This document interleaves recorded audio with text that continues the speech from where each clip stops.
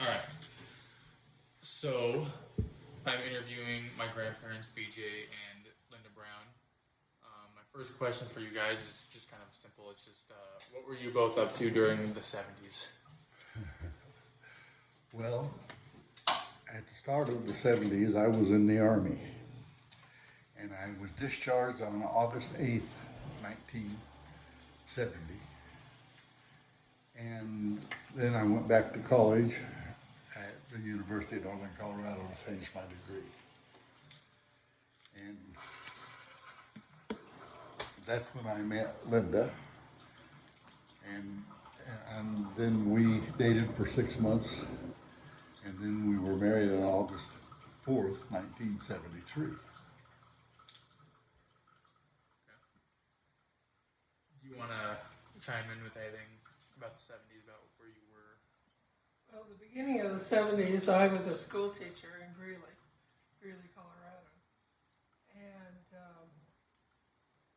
it was an interesting time because there were a lot of movements in Colorado with the Chicano or Hispanic population. And I was involved with an incident that happened at Greeley Central dealing with the Brown Berets that were based out of Denver, Colorado. They felt like that I had taken some action against one of the Hispanic students and that I was discriminating against them. The school district backed me up as well as my principal, and it was pretty easily dismissed, but it was pretty disconcerting at the time. But the kids were supportive of me also, and it all went away, which was wonderful. But then we were married and moved to Montrose, Colorado, where it was not really an issue over here. Early in the 1970s, though, it was very tumultuous because it was the President Nixon ordered the United States Armed Forces into Cambodia. There were a lot of protests going on, and everybody was tired of the Vietnam War, and they wanted out of that war. So there was a lot of activity around the campuses and stuff about getting us out of the war.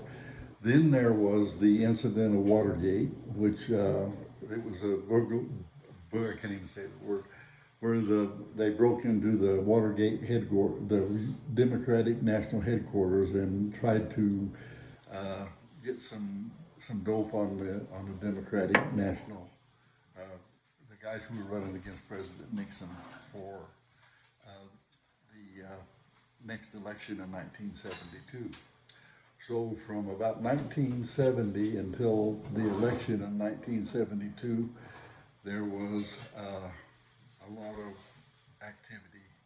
And around the college campuses, all college students were really upset with the war because they were being drafted, of course, and they did not want anything more to do with the Vietnamese War.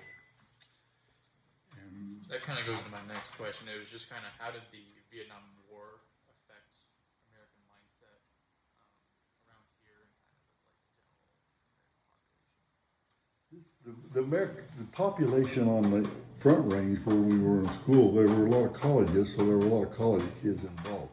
But there were still a lot of other people who says, you know, my country right or wrong and that kind of stuff, where they would be supportive of the war. But the young people, for the most part, were not very supportive of that war.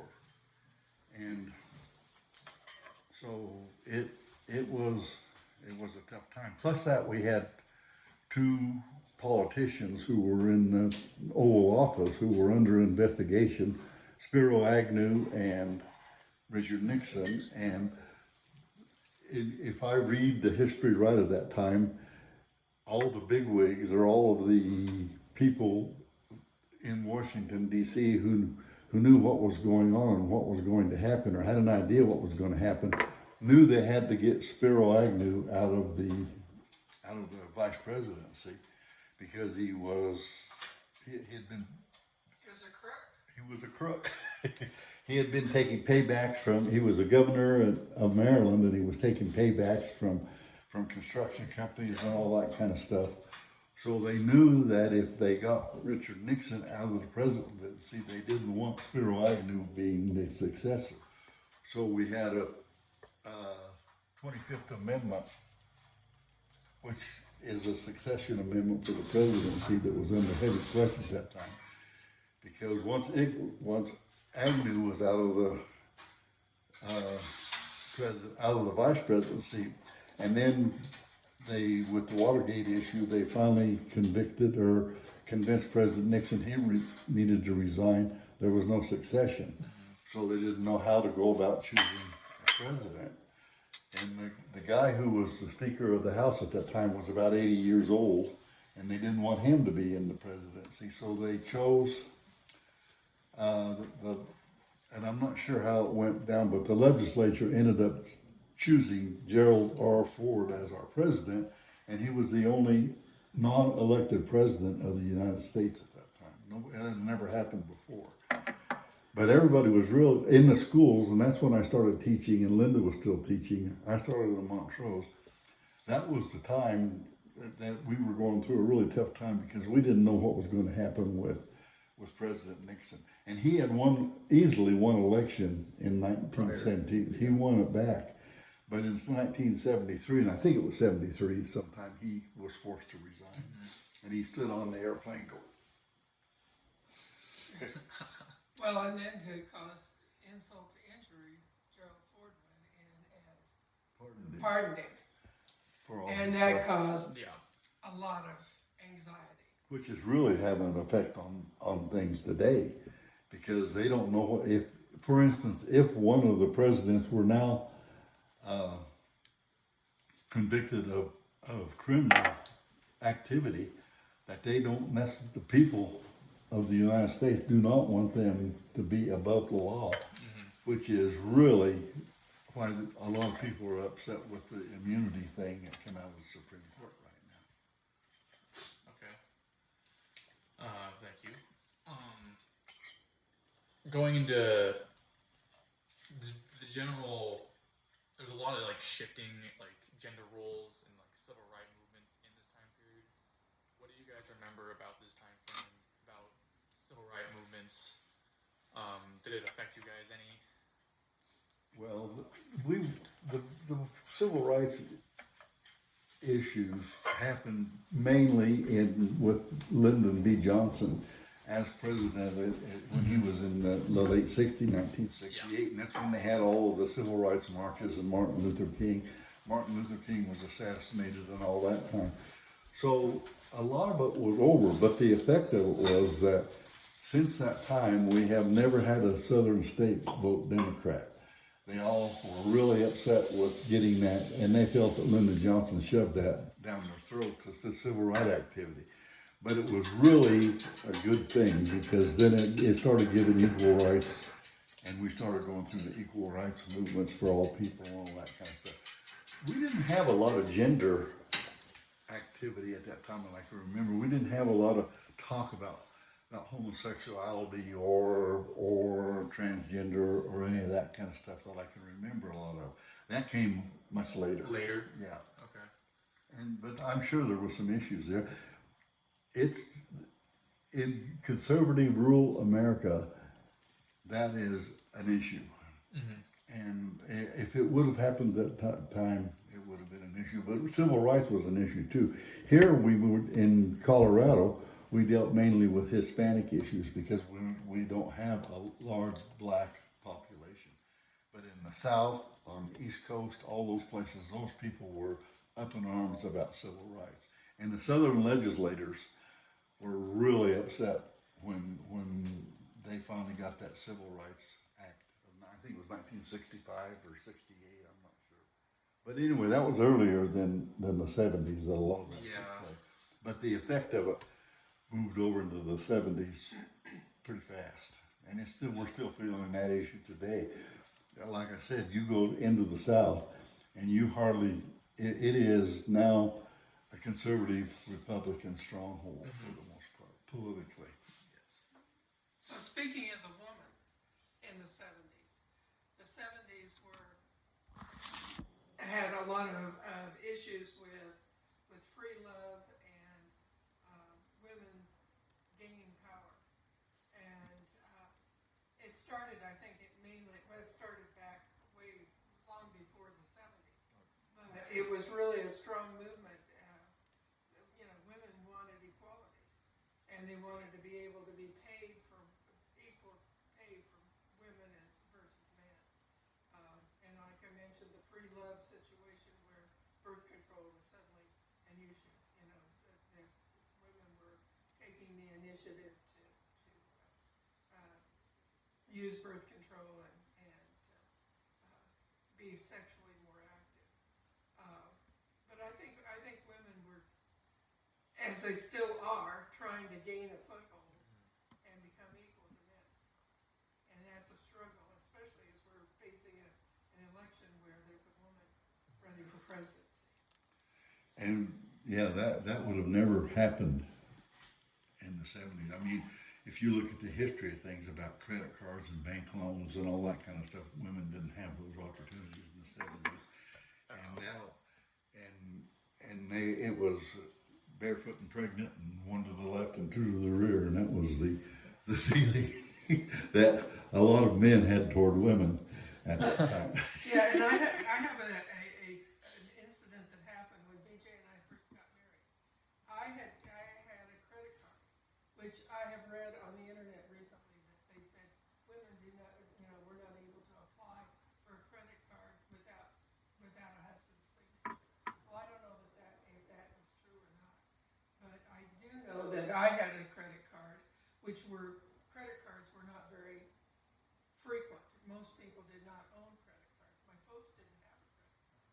And here I was trying to travel in Europe, and I wanted the security of being able to have a credit card that I could use over there if I ran out of cash. And so I had a credit card, no problem. Paid off my credit card, everything was fine. I had to pay for my credit card with American Express. I forget, $10 a year or whatever it was. It seemed like a big amount at the time. But anyway, I get married, and I went to put BJ on my credit card so that we would have a credit card if we needed it for emergencies. And guess what? He didn't qualify. I wasn't employed at the moment, and he didn't make enough money, and neither of us got a credit card. Really? That's right. But see, the attitude back in that time was, because that was the inventor when credit cards started to become prevalent. But at that time, it was, if you didn't, it was hard to obtain loans and that kind of stuff. It wasn't a credit society at that time.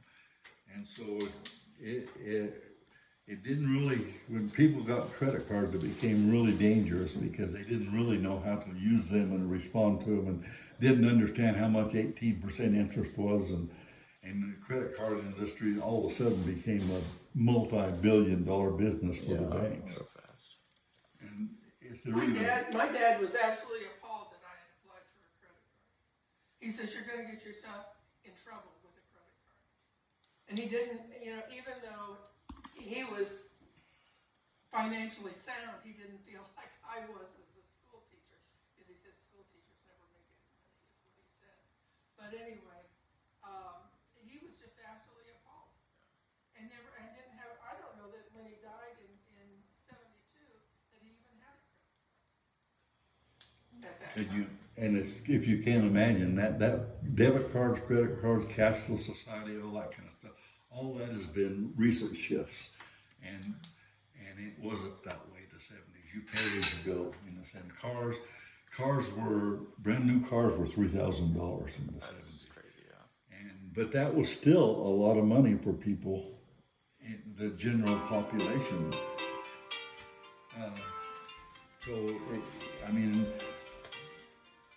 It was still at that time, even with a $3,000 to $5,000 car, to obtain a loan for that much. Yeah. And so it was just different. Oh, yes, hi Cheryl, this is Linda. So with the cards, as far as consumerism, did that have any? Do you feel like that was pushed onto the American society? Consumerism. Yeah, like I don't know if do you remember? It was after like 9/11 happened, and um, the president kind of literally told the American people that the way that they're going to get past this was to go out and put their money into the economy. Well, in the 70s, it was one of the worst economic times of the American history because there was an oil embargo. And so there wasn't enough gasoline, and the interest rates, because of the business, went sky high. Farmers and ranchers and other people went broke, and so the consumerism of the 70s was it was a tough time economically. I can remember driving into gas stations and there wasn't any gasoline because of the oil embargo, and so it made a tough time for consumers at that time. And politically, it was when Jimmy Carter was president in the late 70s, the state of the economy was one of the things that President Reagan ran on to become president in 1980. So consumerism at that time was tough.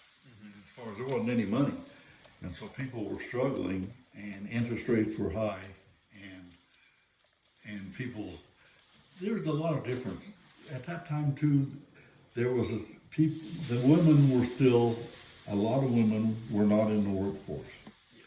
They were home with the kids, and that was kind of what the expectation was for a long time. But then when people started wanting a higher standard of living, they wanted houses like this with and this is a minor house, but they wanted nice housing, and they wanted nice cars and all that kind of stuff. And so in order to develop that kind of a standard of living, both people had to work. And it led to latchkey kids, all that kind of stuff. Kids coming home from school without a parent being there, getting off of the school bus without a parent being there. And that was, I don't know, that was only in the 70s. It's been kind of a transcend all the way up until now. Yeah. Where most households, in order to maintain a standard of living that they're accustomed to, have to have two people in the workforce. Yes. And that was a change back when my mom went to work because of some economic problems that my dad had, but a lot of women didn't work. And so in the 60s and 70s, it was just, I think that was just part of kind of the start of the workforce shifting to a two family member work. And yeah, we talked about this, but like in the 50s, you kind of just said like you used to be able to live pretty comfortably off of one income, and you wouldn't like the expectation wasn't for you to go to college. A lot of kids would go straight out of high school into like a mining business or a mechanic business. Like they were able to go straight to a job. Was this, and it's kind of what you're talking about, did this affect you guys in any way, like having to start to the shift into the two working? There's a difference in expectations, and it's still prevalent today. At that time, probably 20% of the population went out of high school and went to college. Right now, it's a little bit more, but there's not a lot of difference in how many people are going to college and graduating from college. With my parents, my family, the Brown family, has always been a highly educated family. My mom's family was not. But it was expected that my brothers and I go to college and we get a college degree. So we didn't go into the workforce. We worked. We stacked hay. We did everything we could to help out and to have our own money.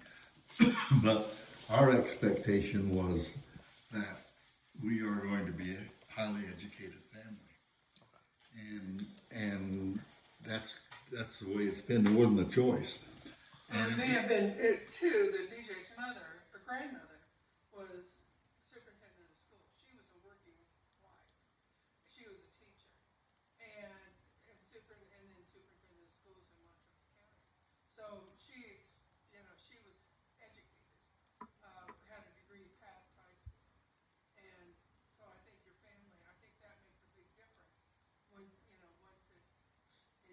through generations. We Same have- thing with me. I mean, I never was given a choice. I was going to college. Yeah, I mean, that was the expectation then if you wanted, but it was, and it's still that way today a little bit, but it was, if you wanted to leave, there is nothing wrong with not, because college education doesn't equate to intelligence. I mean, there's no, some college people that I know are graduates are not very smart. So there was a lot of trades. Think about it, in the 50s, out of World War II, 1945, how many million soldiers come home looking for jobs? And then that's when you had subdivisions start up, and 1,100 square foot houses and 1,300 square foot houses were, and you still see them in cities now, and where that. And so at that time, there was just a different philosophy of life. A car was not something that you used for pleasure, something you used to get back and forth to work. And it was a mode of transportation. But the majority of the population went straight out of high school and into the workforce. And we didn't ever realize it, but there was OJT, or on-the-job training. There were apprenticeships. We've evolved into vocational schools and technical schools, specialty schools, and all that kind of stuff. So 80% of the population was out there working, and they were working and doing everything they could to make a living, and they were very, very talented at what they did. Okay. I don't know whether that answers your Well, question. explain the GI Bill too. Okay, when they come out of when the war was over, they wanted, a lot of these guys weren't even high school graduates that went into the war. As soon as they were eligible, they went to the war. Then everybody else, my dad got drafted when he was about 24 years old. They were trying to get, because they thought at that time they were going to have to invade Japan. Yep. So they come out and they did not have any employment. They were soldiers. They didn't have any housing. They wanted to get married and have families and all that kind of stuff. So they had what they called the GI Bill, where soldiers were able to, or eligible soldiers were able to get help in obtaining a higher education. And so that was something that, and so when I left the Army, I went to college. I finished college on the GI Bill from 1970 through 1973. I got $211 a month. That doesn't sound like much. You guys make that much in a night. But I got $211 a month to go to college, to help pay for my college. And I obtained my master's degree using the GI Bill. It was a little bit more at the time because I was married and had kids. But higher education was valued because they wanted a highly educated society. And there's a lot of controversy about what's being taught in the schools nowadays, but the whole purpose of school is still to teach people how to live and work in a democratic society. So,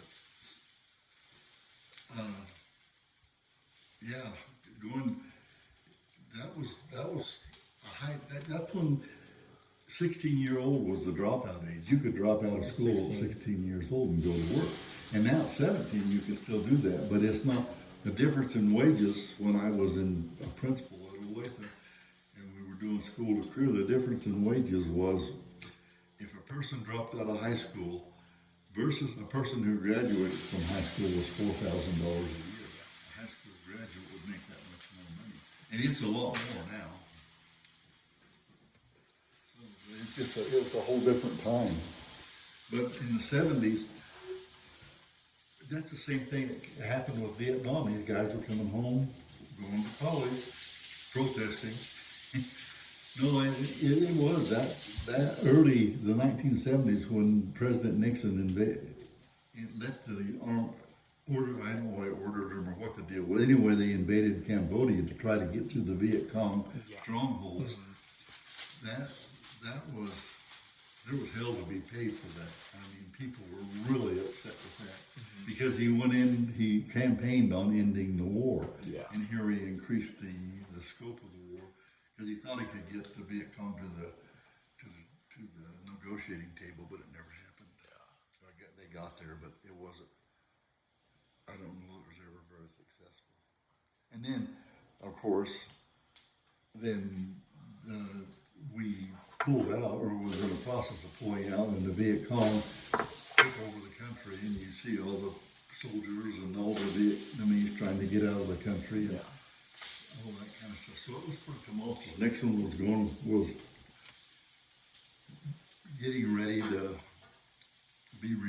resign, but he was being prosecuted. I guess they would have got him through Watergate. And Spiro Agnew was still demanding paybacks, and it was tough on politicians. And so with all that, kind of a broad question is, how would you guys define the American dream? You can think about this one for a second. It's kind of it doesn't have to be like super real. You know what? That's pretty simple. I think that the American dream, how do I want to say it? I think that the American dream was that a man and a wife and their family were able to make a living, to enjoy life, to have a car and a house, become educated, and a lot of people dreamed of wealth. I think everybody does at one time. But really, the American dream was just what I said. It was to be able to live and function Comfortably. Economically, politically, in a democratic society. Now, there's a lot of variance because you have different people with different dreams.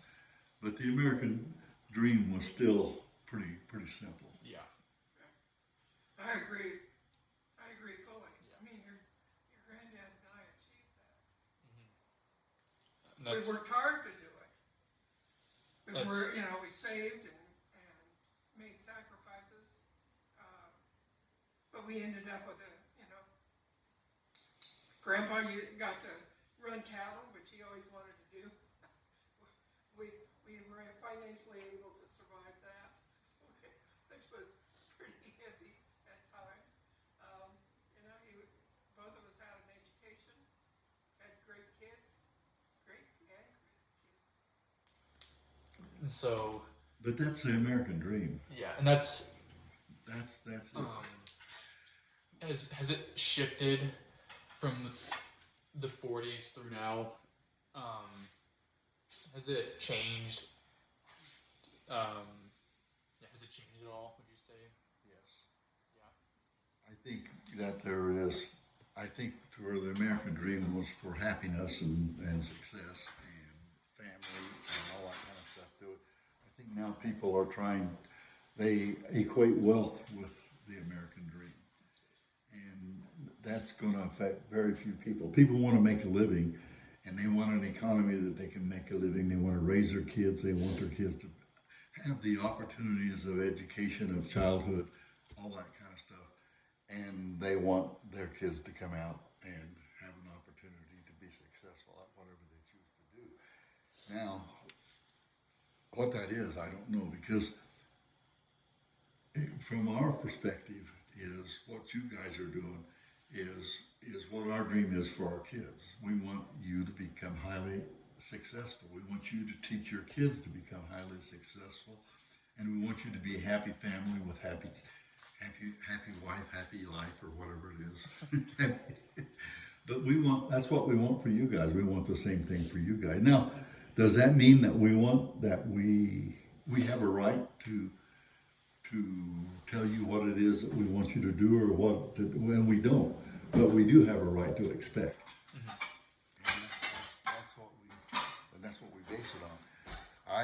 My whole thing is based on the Brown family and the history of the Brown family is that I want us to continue to be a highly educated, functional families making a contribution in however you choose to society.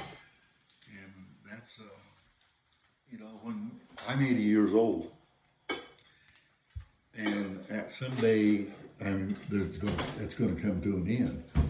And when I leave, I want to be able to feel like I have made a contribution to society. I have a wife, I have 2 children, 6 grandchildren, and they're happy and all that kind of stuff. And I don't think a person could ask for more than what we have as a family. Now, there are probably things that we like to do. I guess what we would have maybe done differently, but I don't know. I became an educator, and I became an administrator, and I hope I can say that I think I was successful at what I did. Linda, at everything she did, she was successful at. She was very good at it. She was good as a teacher. She's good at businesses. She ran a business for a lot of years. She has a hobby that she can do and do very well. She keeps me straight and narrow. And that's the biggest job of all. No, but I think that's our goal. I want us to be a happy family. And Jacob, when I as a principal, nothing grieved me more than to see parents and children not associating with each other.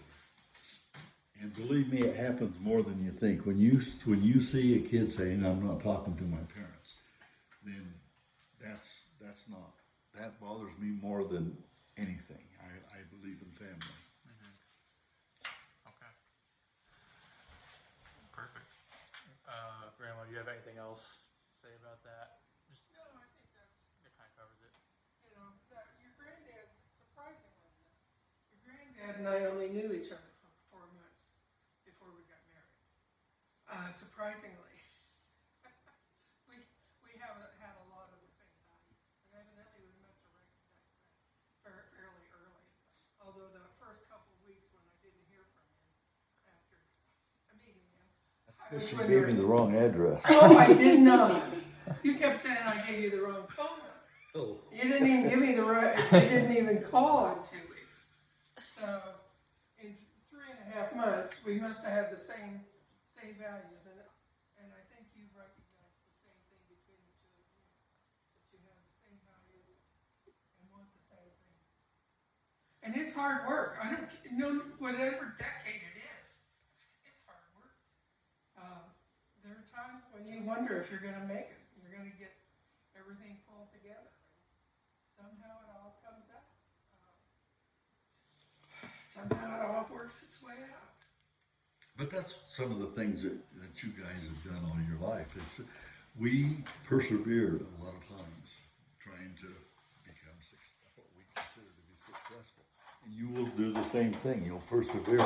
But commitment and values and all that all come together. And that's all you can ask for. It's just, we started in the 70s. We went through the 70s. Randy wasn't born until 1977, and Kara was born in 83. Linda had 2 miscarriages. And it was devastating to both of us because they weren't late stage miscarriages, but they were Mid-stage. Yeah. Well past the point where you think you're going to have a baby and all of a sudden you No. don't have a baby.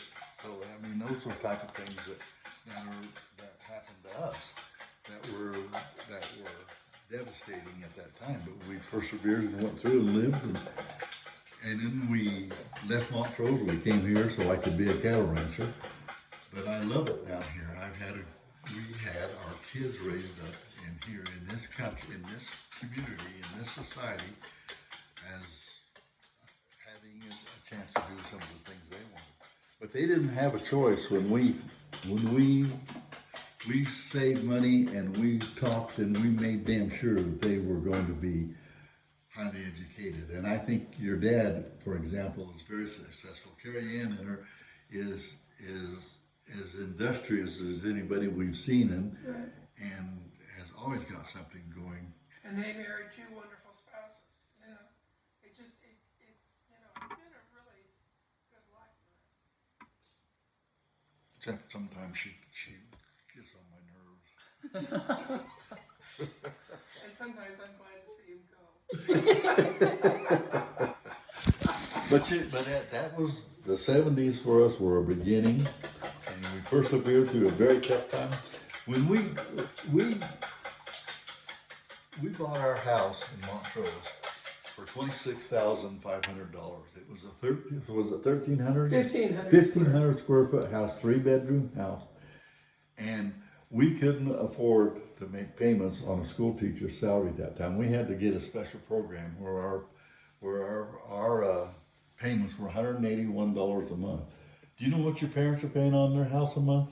No. About $1,600 the last I heard a month. We pay for rent almost. Yeah, we pay $15.75 for rent. For rent, is that right? Yeah, this was a wonderful program. We paid on the principal, but did not have to pay interest. And then they evaluated as BJ's salary got larger, then, then we'd have to, at some point, then we had to start paying a full payment. Especially when he became an administrator, then we went up to a regular payment. And we understood that. We understood that on the outcome. But we couldn't afford it to get into a house otherwise. My first salary was, I think, $6,000, something like $5,900. What was yours when? My first salary was $5,400.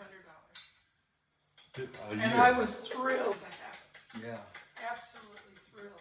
Because I'd been a poor college student. But you know, we also, we could go to the Red Barn and have a steak sandwich. They had a steak sandwich for $2.75.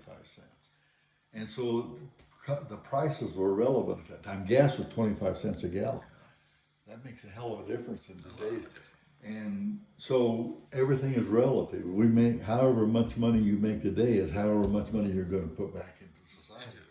But it's probably pretty equal in terms of Yeah, it's just shifted. it's just It's just multiplied. much, It's yeah. ridiculous. It doesn't have to. It shouldn't have to be that way. Right. And people make a hell of a lot more money now than they did then.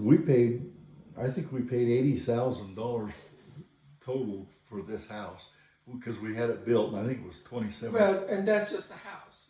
We had the land. We'd already bought the land. We paid $23,000 for the 20 acres, and then we paid $80,000 to build this house. And we paid. And so we had 20 acres and a house for $103,000. But then Yeah. then we made decisions along the way. We subdivided this off and sold $150,000 worth of lots. We had 80 acres or 40 acres over the hill. 50 that we acres owned. over the hill. Yeah, 50 acres or whatever, and we sold it so that we could put Randy and Carrie through college. We didn't want them to have a loan. Either of them to have a loan. They had loans later when they worked on their masters, but we wanted to get them through college without a loan because we knew BJ had a loan when we got married. We paid $50 a month forever to pay off $2,500. I didn't think we were ever going to get it paid off. And when we did, it was like $50 a month. What are we going to do with it? We were so excited. We couldn't stand it. But that's just a change. Now, my first college semester as a student leaving away at the high school and going to Northeastern in Sterling was $86 a quarter. $86 that I had to, now with their dorm fees and all that kind of stuff are all different. Yeah. But there's a heck of a difference in what you guys are having to do to pay for college. It's ridiculous. But that's the progression. When we started at $86 a quarter, and what is it now, $17.5 a semester or something like that? That's a hell of a difference. And is that? I think that is terrible. Yeah, we wish we could, there was some way to, it just seems like it's excessive. It would be hard for me right now. It is hard for me to look at a graduating high school senior and say, you need to go to college. Well, especially when plumbers are getting $200 an hour. You have to evaluate that too. The chef, What's he making now? He's making a hell of a lot of money. You guys are He's not making. gonna tell them. You guys are making money. They're actually very humble about it, and the wife doesn't take home a paycheck. He does, and he's like on the clock hourly, but she's not. And so So she she's told us, volunteering her time. she told me once that they probably bring home about the same as Jake and I bring home. Is that right? And there's such a small markup on a restaurant, and so few chances of survival. That's what's amazing is that Pash has become so popular. Everybody knows You know, about Pash. I guess that's another thing you need to hit on when you talk about, and it's prevalent as in the 70s as it was here, but that's called work ethic. And you two have a tremendous work ethic. Your family has a tremendous work ethic. Your family has a tremendous work ethic. And it's not in a lot of families that they just don't, they believe everything should be given to them and all that kind of stuff. And I get so when But I think it's a minority. I don't feel like the majority of, I think most people feel like they have to work. feel like they need to work to, to serve and to provide for their family and have a good lifestyle. I think it's a minor. The difference from us and that is we had to work to say what she said, have a good lifestyle, good family opportunities. But now I think, I don't know how I would say, we have a lot of opportunity because of what we did. And going on that baseball trip was something we could have never done as a 30. Well, or going to Mexico every, And doing that stuff. So what we did, we earned it. It wasn't easy being, often being a principal. There was times that were pretty trying, or as an assistant superintendent. But I wouldn't trade it for the world. It's provided us with a lot of opportunity and a very positive self-esteem, I think. And that's important too. You got to feel good about what you do. Yeah. And I think you guys, you'll do that. But you're going to hear us until we take your picture of you walking across the street. Yeah. Yeah, we're looking for that picture. We told Jason said he wasn't gonna walk when he got his bachelor's. We said, oh no, you're gonna walk. We have to have a And then he picture. walked when he got his master's. And then he walked when he got his master's. But really, you're so industrious.